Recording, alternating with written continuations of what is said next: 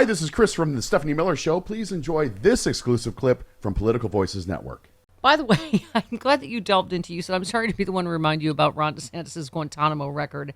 The alleged presidential campaign of Ron DeSantis is having so much trouble gaining altitude. You think Elon Musk were behind it. He seems to be extraordinarily unlikable, but he makes up by proposing policies that are extraordinarily unpopular. He picked a fight with Mickey Mouse. There's another devil in the unpleasant details.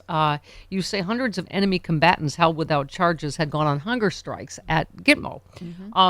And DeSantis said, hey, you actually can force feed, was his recommendation at the time. Force feeding, of course, is torture.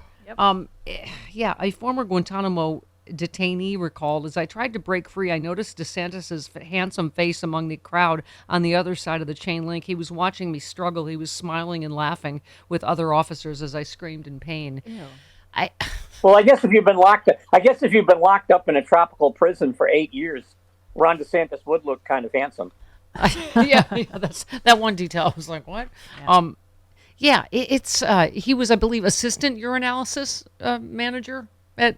I believe he was number 2 on the P chart. Yes. Charlie, have you been surprised though by the implosion of his? I think he's polling at the same rate as.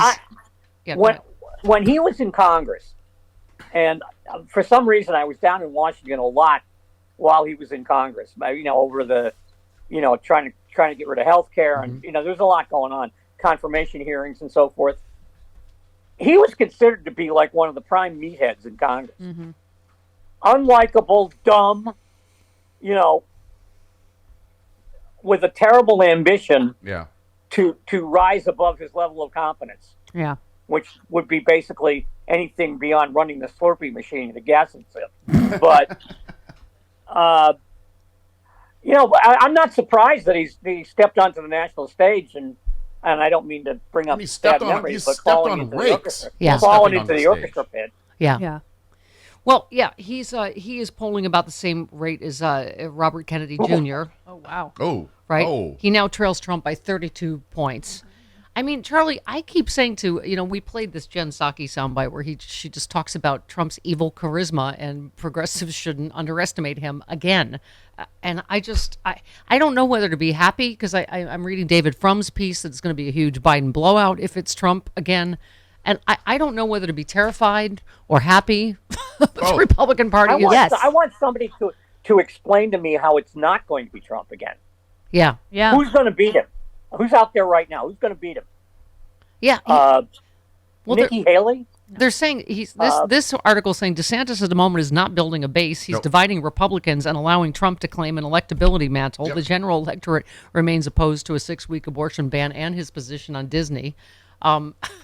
So, no, I guess, you and I think Bob Seska has said the same thing, right? That he just always thought he was going to implode on the national stage. Same here. He's like Scott Walker. Thin-skinned and dumb and, just... Yeah. I'll tell you, Walker surprised me more than DeSantis does. Yeah. Because I thought Walker had, having faced down the unions and everything in Wisconsin, I thought he had a real political base. And he turned out to be, have the personality of a lemon zester, but... Oh, that's an insult to lemon zesters. Well, it's the only time anybody would apply zest to Scott.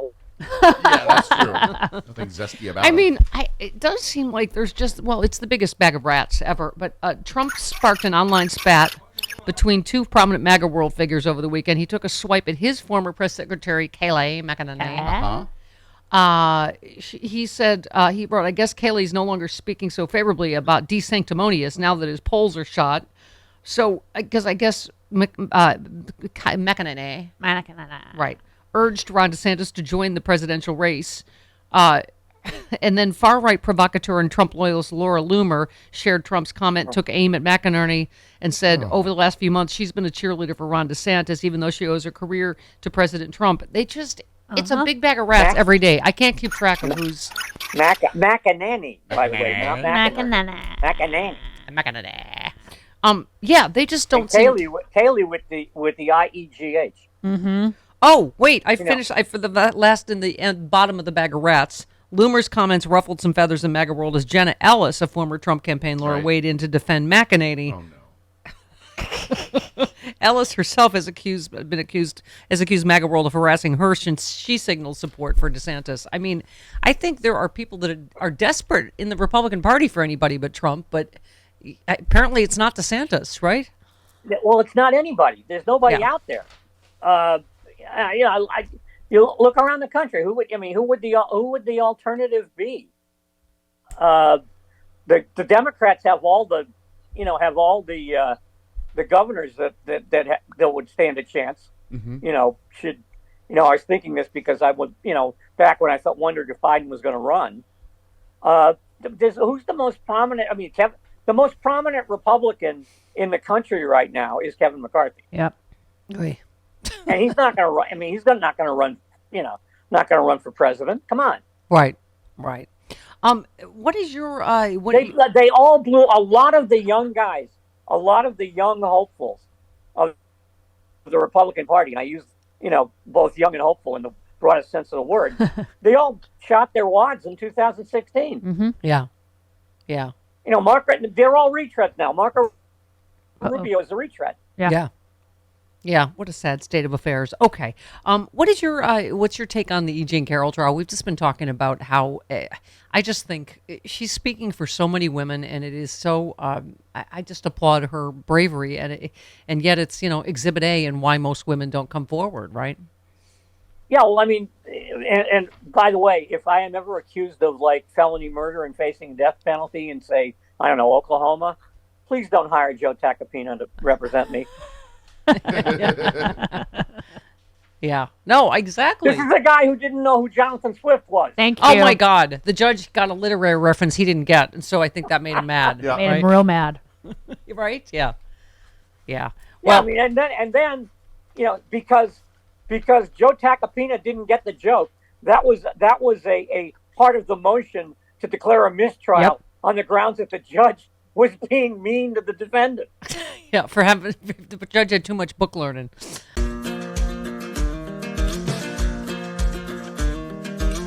All right, so who's up for a great bottle of wine? Well, according to a recent survey, about 62% of the country is ready to raise a glass. But how do we decide what it is that defines a great wine when all of our palates are so uniquely different?